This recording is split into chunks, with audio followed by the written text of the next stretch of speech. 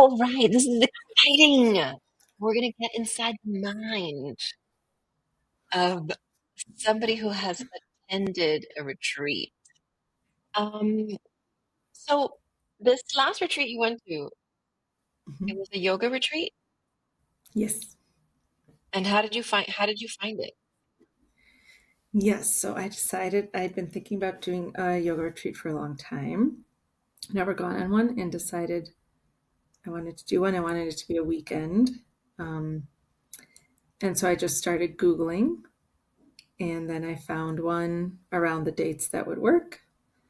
Um, and yeah, I liked the topic and the location looked beautiful. And those were kind of the things that drew me in, and that's how I decided to go. Okay.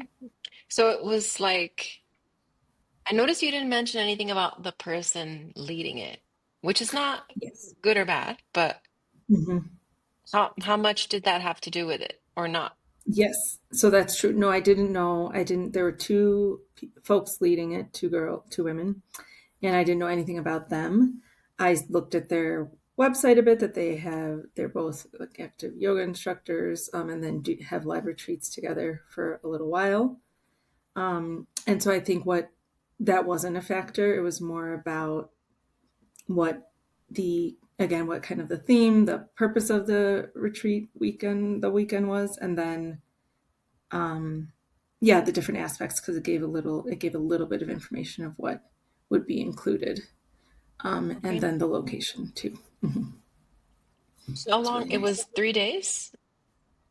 It was actually that was one thing that was a little, I think a little not what I would have necessarily gone for, but it was shorter than I would have expected, and I realized it was from Friday evening until Sunday morning, so not even 2 full days, really. Oh, Not even 2 full days. And I think it was purposely done that way for folks to come from work. But that's when I realized, oh, I actually had a little more time. And I would have, if it were up to me, I would have gone longer for 3 or 4 or even longer, up to 5. It would have been fine. I think the yeah. price then it starts getting pretty. It was already a little expensive, which they usually are. But the time frame I thought was kind of short for just in general to like be able to get there and settle in and be in that space. And then also for the Hmm. price, I thought it was a little short for the price. How much was it? Do you mind me asking? That's a good question. I should remember. Um, You don't remember? oh dear. I'm going to say, oh dear. I think it was probably about like 400 or Okay. 500. Side note, this retreat was in Mexico and Yeah.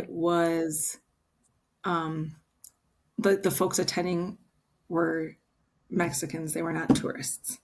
So I was Okay, the so it's only a local retreat. non-Mexican. Like it was a local retreat. Yeah, I was the only person not local that was attending. So I think for perhaps U.S. folks, 400 could seem not too much, but I think it's a good amount. And I'm sorry, I can't. Sorry, I can't remember the exact amount, but I feel It like was it was probably somewhere in around there. pesos, which is why you can't remember, right? Right. But then, so I remember I was kind of calculating, I compared it a bit to other retreats I found that were also in different places, whether it was Mexico or other countries. Um, and it seemed comparable. Some seemed much more expensive, but this one was still comparable, I would say, to others I found. Yeah. Yeah. And did it, so what was the theme that drew you to it? The theme was rebirth. That was the name of it. Um, and I think I liked that there were various aspects to it. So there was yoga practices, but then there were also a few activities they did, I think that were either a little bit more cultural around like self reflection. And so one was they did a temazcal, which that was an additional cost if you wanted to participate in that. But then they also did some of the just general yogic, like breath practices. And then they did a coffee ceremony, which was also A more coffee cultural. ceremony? Yeah, and that was really neat. That was my favorite part, which I didn't Wow. know what it was. I just saw that that was part of it, and I was just excited to like experience it because I hadn't before. But the coffee ceremony for me was my favorite part because it also totally tied into the kind of theme of rebirth. It was like very self-reflective. Um, you like connected with other people in the room, but then after the ceremony or during it, I guess at the end, we all wrote letters to ourselves from when we were younger, like writing to ourselves as a younger kiddo to about now, like where what our life has been like up till now, and just what we wanted to tell ourselves, which I really liked. Um, so yeah, that yeah, I can't remember what your question was, but Yeah, it that was was my what answer. did you Oh, the like about rebirth. It the was theme? about rebirth. Hmm. So I'll also add then that a few of that they did meditation practices too, in each morning, and the meditations, kind of the mantras that we used, were very much about like self acceptance, or Mm. um, yeah, again, I think yeah, kind of like affirmations. I would say, yeah. So I liked that aspect too. I thought they did a good job with the theme, how they brought Yeah, it in different ways. Hmm. the coffee ceremony is really unique. I've never, I mean, cacao ceremonies, but not never coffee. I'm sorry, you're correct. It was a cacao ceremony. Oh, Sorry, okay. I was like, man, what are you doing? We're just like, we are gonna Crystal. get energized, drink the No, coffee, no, you no, know? cacao. Sorry. Yes, like yes, it was a cacao ceremony that they did, I think, because it's like a very special cultural ceremony, and even many folks there hadn't Yeah. necessarily done one before. So it was a cacao ceremony, sorry. Mhm. Just they feel But like coffee drop. Yes. that's like one of those things that happen, like Hmm.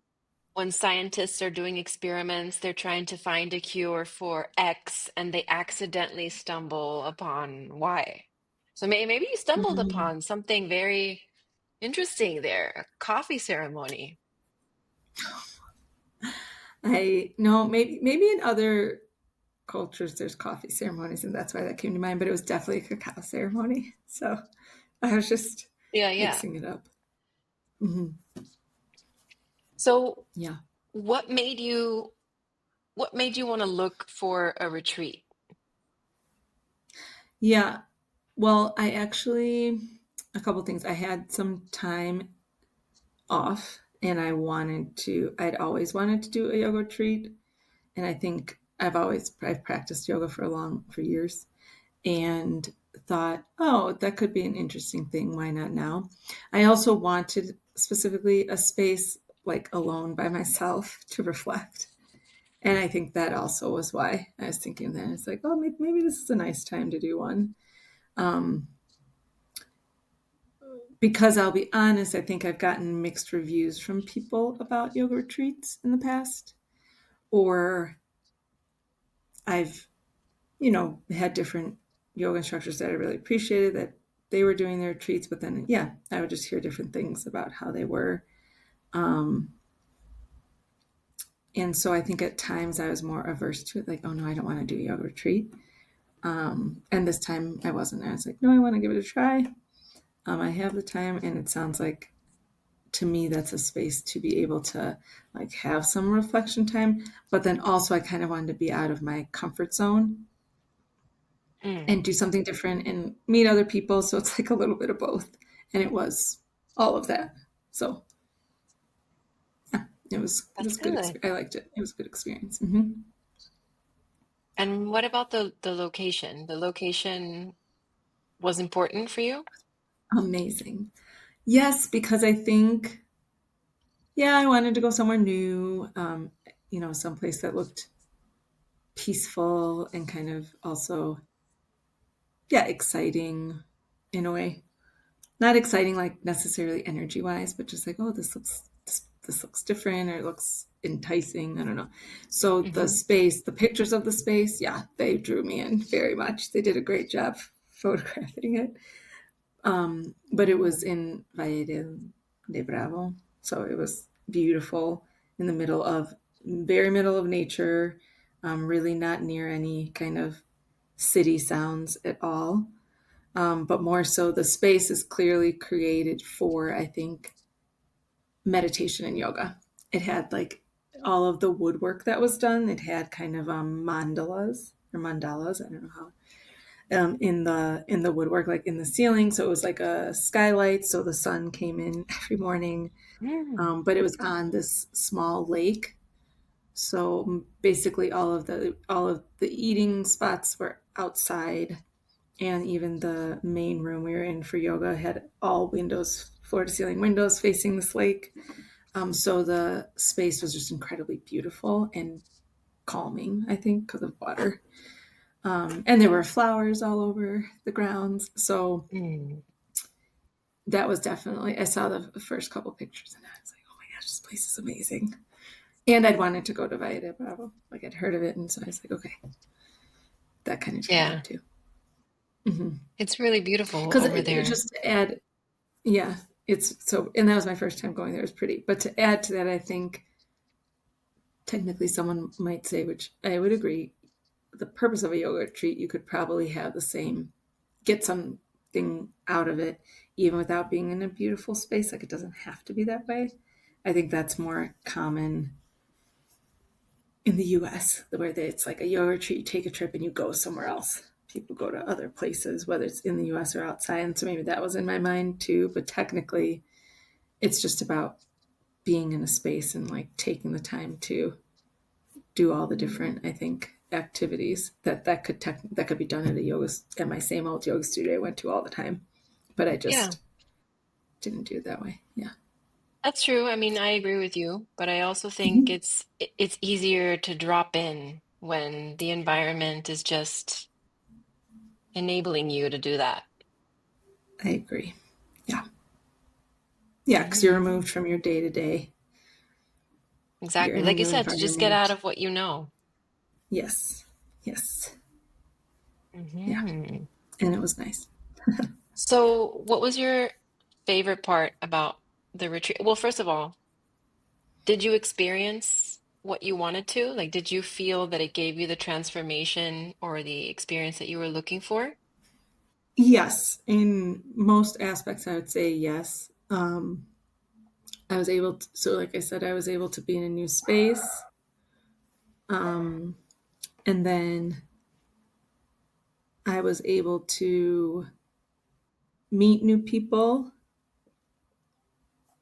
which was nice. And then as far as yeah, having alone time to reflect or to be on my own, I think absolutely because which I liked both that there were the activities which you often do on your own. I mean, you're in a group, but it's still by yourself. But then there were also some activities that even in the group it was very much on your own. Like we were meditating, our eyes were closed. I think which is different than being in a group space and like sharing or doing an activity together or doing a yoga session together. So I appreciated that there were both aspects. There was free time where you could use it as you like. So you could walk around, take a nap, journal. So I did all got to do some of those things too. Um, one thing I'll say that I think is my own expectation, and I'm sure many people might come in with, is sometimes you hope to have this big transformation. And I think it's more that, no, you're still you. So you enter as you and you leave as you. And it's a very short time, it's 2 days, less than. It's more that, well, you got to have some kind of forced quiet or reflection time.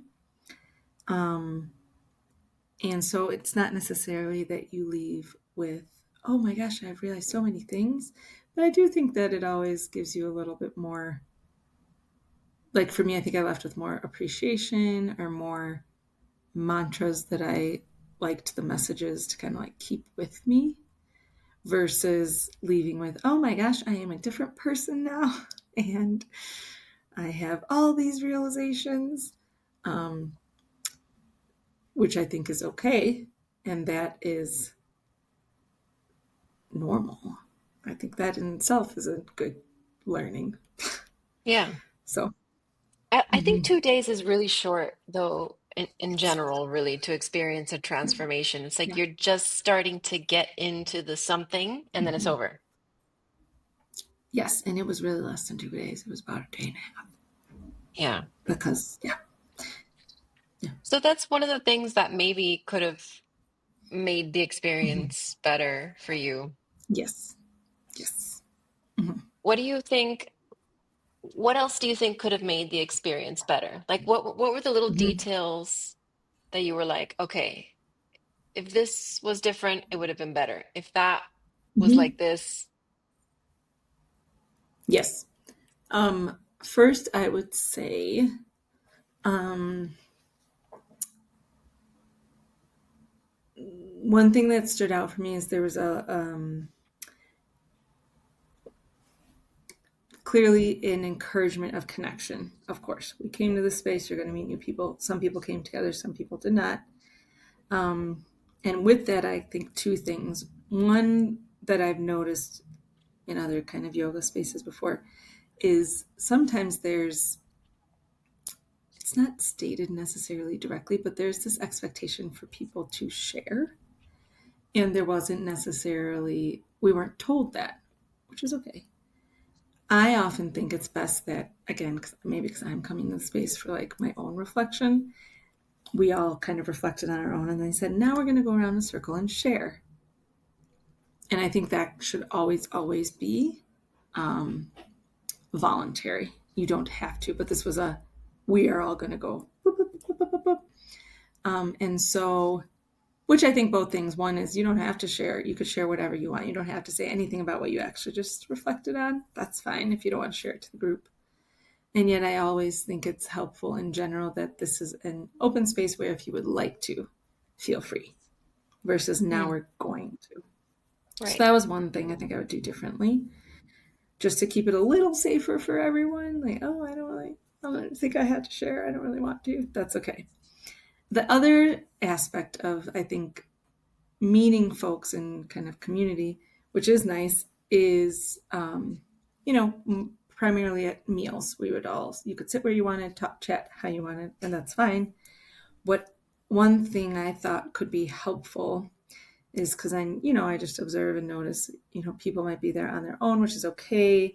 Or already it's kind of an emotionally charged environment anyway, with like what we're reflecting on or what we might be thinking about.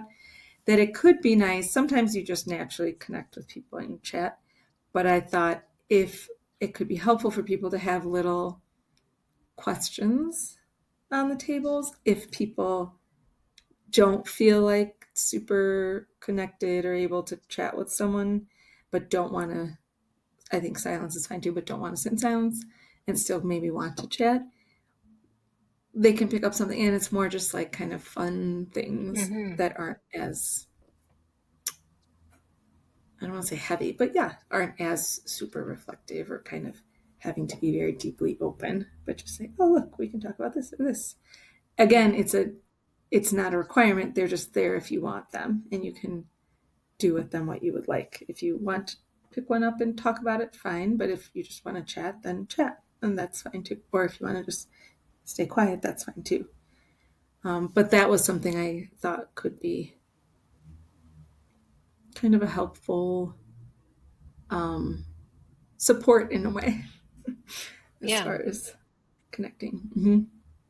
That's a great idea, Um, especially for people who are introverted, because some people just naturally they're like la la la, and other people they might sit there and they're like I want to talk but I don't know what to say or I don't know how to start the mm-hmm. conversation. So just some sort of an Mm-hmm. icebreaker. Yeah, yeah, exactly. And again, I think in both these scenarios, it's very like voluntary. It's not required. If you want to share in the group, you could share. If you want, there's some questions on the table. If you want to use them, go for it. And if not, it's fine. Hmm. Kind of gives everyone, their own autonomy a little more. Um, my last thing I would say is the temescal was an additional charge. I would just have that included. People can Yeah. choose not to do it for their own reasons, but I think that kind of mm, gives a bit of a different dynamic. Like who's going to go, who's not. Um, and because of what the theme was, I think it built in well to the theme. And so, Hmm. whereas if folks just don't want to go, that's fine also. But just that, just like to be honest, the other activities, generally, I think you were expected to go, but technically people could have sat. Some did. Some people slept later and didn't come to the first one in the morning. So it's like there's kind of that choice anyway. And so I would have Hmm. included that instead of having this extra cost. Yeah, I agree. I mean, the activities should all be involved, unless it's something Mm-hmm. extra like a coaching session, like a private session with somebody, Mm-hmm. Mm-hmm. Yeah, that's a or good maybe point. like an excursion, right? That Right. not everyone's going Yeah. to partake in. Yes. We didn't have time for excursions. Yeah. Because yes, other retreats that are longer definitely have those things built in too. This Hmm. was not that, which is okay. I didn't mind that aspect. It was all right there. It was all pretty planned out. Um, The food was but yeah, included though, anyway, right? food was included, and it was Okay. yeah really nice. The meals were really nice. A lot of veggie options, some meat, and then lots of variety. And again, the space was really nice. You were sitting on the lake, and so yeah, those were nice spaces. Got to relax and eat good food. Hmm. Sounds Yeah. good to me. Mm-hmm. Mm-hmm. Mm, I'm just gonna look into did I didn't ask you because I went into did you get the transformation, but what were your favorite parts about the retreat other than the lake? Yes. Um, but yes, I would say just the location was spot on. I really liked it. It was what I was hoping for. Um, then I mentioned the cacao ceremony was I really liked. I liked the morning meditations because sometimes they were one was like a walking one was seated, and I just appreciated how they organized that. Um, and then I liked the balance of time on your own and organized time together. I thought there was a good balance there. Hmm. Okay, Yeah. that's nice. I Hmm. like what you said before, even though it may have sounded a bit intense because you were like forced time alone and forced silence. But Hmm. sometimes, I mean, forced is what you need, even though Hmm. that word is a little bit because you know you should do something, but you don't do it. You know it's good for you, and you're like, yeah, I'm gonna do that, and it never happens until you're in a Hmm. setting like a retreat or an event where you're with other people and it's like, okay, we're gonna meditate, and you have no choice. It's like, all right, Hmm. I guess I'm gonna sit here and meditate. Yes. Yes. I do agree. That's what I was thinking the same thing that, again, kind of like I mentioned earlier, everything I did on this yoga retreat, first of all, could be done in the studio you go to all the time. It's creating the same space, but it is something, and like, yeah, meditating, doing yoga, journaling, doing breath work, all that stuff, going for a walk. You can do in your day to day, but you don't Hmm. always. And this is like a very compact, like, this is all we're going to focus on. Just slowing down and being present and doing some of these activities that help you be that way. So, yeah, I agree. It can, it does, it's definitely a forced choice. Like, I'm going on this retreat because I want to make myself do these things and focus on these things. Hmm. Yeah. Things that I know I should do, but I don't do in my daily life. So I'm gonna go here. Yeah. Someone tells me, all right, we're doing this. Yeah. So how did was your intention to, I think you said your intention was to be alone, but did you like the group aspect and being there with other people who were kind of wanting the same thing Hmm. as you? Yes, I would say I think I wanted alone time and also to meet people, to be in a different environment. Okay. Um, and yes, I would say I definitely yeah, I enjoyed it because again there was a good balance where sometimes you were with people, sometimes you had your own time, sometimes you got to choose. Sometimes you were with people but quiet and like eyes closed and in your own space. Um, what I will say is, many different people come to a yoga retreat. So sometimes you expect, like, oh, it's going to be all the same people, but it's not. People come for different reasons. Some people had been on several with these same two leaders. Some people it was their first. Some people it was like their first time doing yoga. So I kind of appreciate that everyone kind of comes with their own motives. Some people came together, like I said.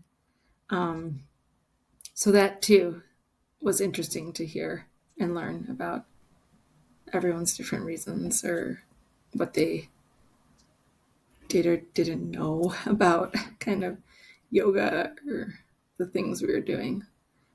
So I appreciated that too, that it can, yeah, it can be different than what you might expect. That, like, oh, everyone's going to be these crazy good yogis that know how to do all the things. And that wasn't the focus of this retreat anyway, which I appreciated. We only practiced yoga, I think, twice. Actual like vinyasa yoga, like movement. Hmm. And that was kind of interesting too, I think. Some people had said, oh, I expected us to do a lot more yoga. And other people said, oh, I liked that we did other aspects of the practice of yoga. That's not just the movement part. So I liked that too. Mm-hmm. Yeah. Yeah. Mm-hmm. That's a good point because I mean when you label it as a yoga retreat, a lot of people assume you're going to be doing yoga in the morning, yoga in the afternoon, yoga in Mm-hmm. the evening. You're going to Mm-hmm. doing lots of different types of asanas, but Mm-hmm. yoga is so much more than just a physical practice. It's like one limb Mm-hmm. of the eight limbs Yes. of just being, meditating, Yeah. learning, Mm-hmm. singing, karma Yep. yoga. Like there's so many different aspects of it. Mm-hmm. Yeah. Yeah. And they did a good job of focusing on various and not it wasn't just about the asanas. Yeah. Mm-hmm. That's cool. Mm-hmm. Yeah. I So liked that part. you already mentioned some things that you would change. I want to know Mm-hmm. what would have made a huge difference that you would have been like, oh, I would have paid triple for that experience. That it was a week and a half. The timing, then I would A pay triple week and if a it was half. longer. Yeah, because we That's were a there long for a time. couple of days. Okay, if I'm paying triple, I guess that would be more like 6 days. But that it was a lot longer, then yes. I mean, I think the amount of time is important because otherwise, I think, okay, we were there for a short time, but how they structured the time, I think, was good. So that it wasn't just like, Yep. hi, you're here and we're actually not leading anything. You're kind of on your own versus you're here and we have back to back stuff and you don't get a breather. Either of those wouldn't feel like the best layout, I think. So I think there was a good balance. But so I would definitely extend the time because, like you mentioned, it takes time to really be able to like drop in, get settled, allow yourself to disconnect. And this was so quick. I mean, some people take a day and a half to get into that space. So yeah, I would definitely lengthen it. And then from there, I think, again, I would kind of keep the structure the same with the amount of asanas versus other practices versus like some of those nice, like the cacao ceremony things that aren't historically like affiliated with yoga, but like very much made sense. The temescal, those types of things. Um, Especially in the region, and right? Like it's a cultural yeah, thing. yeah, yeah, yeah. I am remembering one thing that I think I would have taken out a little bit because I think it took the focus away. So for the cacao ceremony, and they told us this beforehand, they asked that everyone wear white. And for me, the experience for me was silly, but I had some white clothes. I brought them, but then it was really cold, and my clothes were like a dress. I'm going to be freezing and I don't want to be freezing. I want to enjoy it. Um, so then I started like overthinking about what to wear. And does it look like I don't care if I don't wear white? Because I do care. I'm excited for the ceremony, but I just don't want to be freezing the whole time. So um, that like came up for me. And then once we had dinner right before it, and I noticed at dinner people were talking about their outfits and if they were wearing white or not, or commenting on their outfits, and I was like, I feel like we've come back to like kind of normal day-to-day stuff that's like doesn't really matter, you know instead of the rest of the weekend nobody was really commenting on, oh, I love your yoga pants. Like we were just doing our stuff and doing it. So this became like a big focus of what people were wearing and how they presented. And in the cacao ceremony they did mention, like someone said to another participant, like, you look so beautiful, like you really showed up for yourself. And I was like, I feel like this is taking a different approach where I understood the reason they explained what white meant, all of that. However, I think it's like some people are like, oh, I had to go out and buy white clothes, things like that. And I think looking back on it, it became, once we got into the ceremony, I think that kind of dissipated. But at dinner and beforehand, like I was rooming with someone and she was like, I don't have white clothes. Did you bring any? I was like, I brought some extras you want to wear. And so it was kind of this whole focus that to me just took away from, Yeah. it's a cacao ceremony. And we're kind of focusing on that was the one thing that I remember being like, this is causing a lot of, I mean, I got stressed about it, I guess. But then other people were talking about it a lot too. And I was like, oh, this kind of is a different focus. So that's something I would definitely like. It doesn't matter what you wear, show up how you want. It's because then again, the ceremony wasn't, it could be about what you were wearing, but it really wasn't. It's like the whole internal thing. So Yeah. That that's sounds like an it issue changed. of like control or following the rules so tightly that there's no flexibility or just being able to listen to the moment and Mm-hmm. go with what Yes. the flow, because like you said, a cacao ceremony is really beautiful, and it's all about Mm-hmm. opening up the heart space and connecting with that chakra. And Mm-hmm. so, I mean, when you think about the heart space, it's like love, compassion, acceptance. And it's just like, okay, like where kind of like along the lines of what you were saying with if you want to share, great. And if you don't, it's voluntary. It's like, look, Mm-hmm. the experience may be enhanced for XYZ reasons if you wear white, but if you don't have white, it's cool. It's fine. Yes. Yes. Or I would suggest, um, because even that I think still, because they actually did say that once we were there. They were like, no, it's okay if, you're encouraged to wear white, but it's okay if you don't want to or don't have.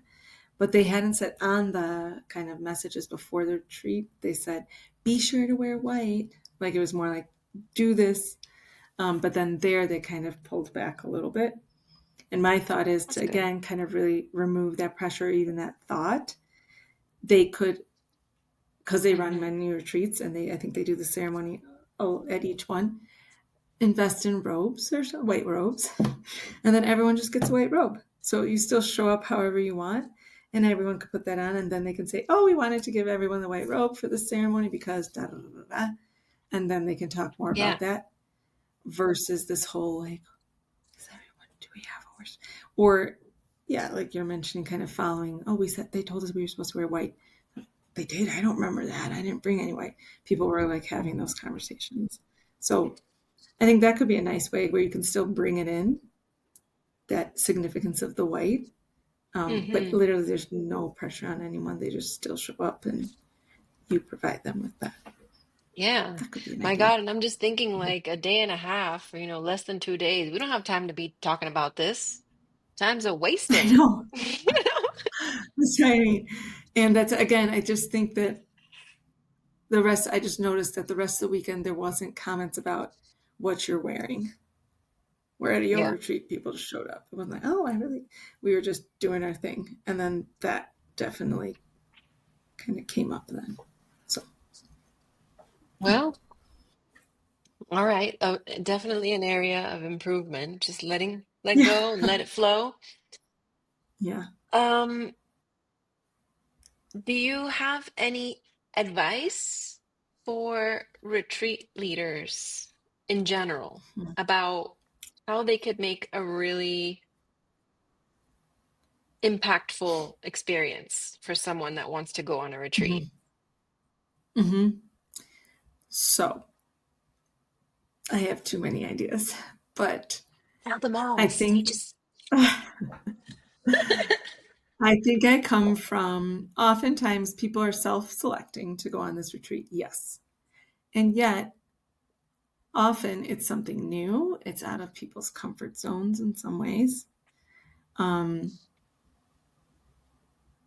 Retreats generally, I think, whatever their purpose might be, have that aspect of reflection, going deeper, getting to learn something.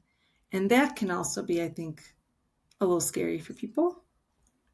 So I feel like the fundamental hope for retreat leaders would be to create a space where people truly felt comfortable, like accepted and welcome, I guess, like open. My own experience with yoga, whether it's in, well, I was did a yoga. I'm a trained yoga instructor, so in that training too, I feel like there are aspects of yoga retreat esque where it was again that kind of came up in this retreat too. Like, how do you truly create the space without kind of pressuring expectations, right or wrong answers, or what you're doing or saying? Um, And so I think part of that goes into how do you, because also as retreat leaders, you also have to keep people on schedule. You have to kind of control the room to an extent. And how do you do that without kind of getting into like power dynamics in a way? It's not that easy, I don't think. But there are ways. So I think I've experienced this not just at this retreat, but in the past where someone gets upset or is just waiting and waiting for someone. And it's just like, we're adults. How do you approach like, okay, guys, we're ready to start. Let's da da da versus waiting on one person, that one person, oh, sorry, I didn't know we were starting. Kind of then they're embarrassed.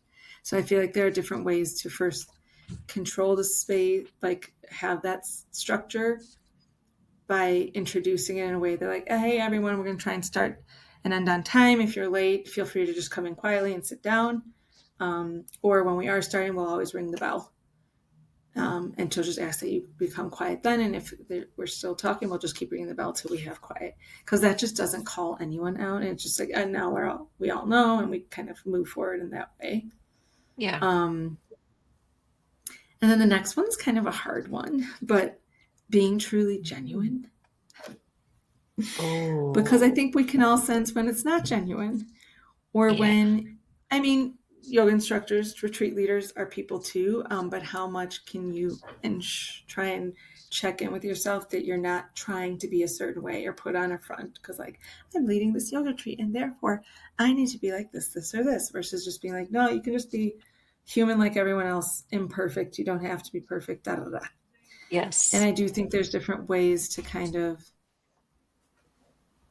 I think that's kind of your own work in a way, but like really Mhm. being like, am I just being myself? I can Yeah. be this or that. So that I feel like can be helpful because I've sensed before, yeah, not even just on this retreat, but there were times where I felt like I did feel like one leader was more genuine than the other. Felt like that was quite apparent, even in how she interacted with you. So sometimes it's like you're leading the retreat and then now you have your downtime. So now you just get to interact with the people there. How do you interact? Are you still like, hello? Or are you like, hi, how are you doing? So, like, there's a Yeah. difference. And I think I've noticed that not just in this space, but also just from instructors in general in classes, like during class, how they interact with you out of class. Is there a power dynamic? I think sometimes there can be like, I'm the teacher and you're the student kind of a thing, and how to kind of reduce that so that Hmm. I think that helps people feel like, I'm here too, and I'm here to learn from you, but we learn from each other is kind of like that equal playing field in a way. and just how you interact with folks to truly help them feel welcome and accepted. So Yes. that's another aspect I think is important. Um, I agree with you 100% on both of those. There's actually mhm. there's a good amount, if not all of the facilitators that I have chatted with on Retreat Builder so far, just such amazing people, and they say the same thing, like we're all equals, we're all just walking each other home. I'm just here to share. Mm, We learn from each other as much as they learn from me. I learn from them, and they learn from like just amazing people. I think a big difference, and you mentioned it, like personal evolution, because I could mhm, totally see all of those aspects that you were talking about, like mhm. showing up authentically, not being the teacher, and also learning how to communicate. Like Yeah. just communicate. Just communicate. Don't Mhm. assume, don't expect. And Yeah. those are things that, I can see reflected back in my own journey that I wasn't very good at one point. Maybe I'm not that great at it still, but you know, getting I'm better sure you each time, yeah. hopefully. Mhm. Um, Yeah. but it's good to hear you say that because I do think when you are leading a retreat, especially when you're when you're new or when you haven't like broken through that, okay, I know how this goes, you Mhm. you feel like I don't know, like you need to put up a bit of a front. And so it's refreshing Mhm. to hear that no, you don't need to do that. I just want you to be a Mhm. human being. Mhm. Yeah. Yeah. I agree. I think at the end of the day, we maybe I shouldn't speak for everyone, but I think that's just feeling when someone else is genuine in that way, it gives you permission to be that way too. Hmm. Whether or not we realize it, like it's the unspoken kind of communication of I'm imperfect. Everyone could be imperfect. It's or we're all learning from each other, like you said. I like that aspect. Hmm. Yeah. What it sounds like we're gonna need to go on another retreat. Yeah. We can go on one together and take notes. No, I'm just kidding. I mean, yes, We we could could go go on to one together. Sweden. You want to go to Oh, Sweden? oh, never been there. Be new, Me new either. place for me. So, Alexander, who has a video on here, he has a farmhouse in Sweden, and he's Wim Hof certified, and he takes you out into a frozen lake, and he cuts a hole in the lake, and you do cold or ice bath in the frozen lake. Oh my goodness. Okay. Wow, that's really out of my comfort zone. Ah, but it's a new place. That's one of the things I like. It's a new place. Yeah, Wow. there's also There's Greece. so many. Jilly was telling me Okay. about this island and Greece and all the things that she does there. Yeah, girl, we got time. We're That gonna would be do another amazing. retreat, maybe next year. Bring the guys Okay. with us. That would be fun. Would love. Right. Yeah, there's so many types of retreats too. You So, realize. oh my God, I'm learning so much. If there's, I feel like I'm just, so there's retreats for infertility, there's retreats for Mm. child-free women, or there will be. And I'm gonna talk to Will Marie soon. She's gonna Wow. start. Yeah, like just so many specific things that I didn't even know existed. There's so much more beyond yoga retreats. Yes, I'm realizing that. If with just with the, I'm not sure what's Wim Hof. I hadn't heard of that before. That right Really? there really opened my mind Yeah, to many different some good different stuff. types. Yeah, Okay, Michelle, so is there anything else? Any parting words? that's a big question. Um, no, I think yeah, I think I'm just coming back to if this is like focused towards folks who are going to lead retreats. I think I'm just going back to those. how do you create the space to be welcoming, um, acceptance for folks, and that they feel, yeah, comfortable to just be on their own kind of process, their own journey. Yeah, that's what I focused on.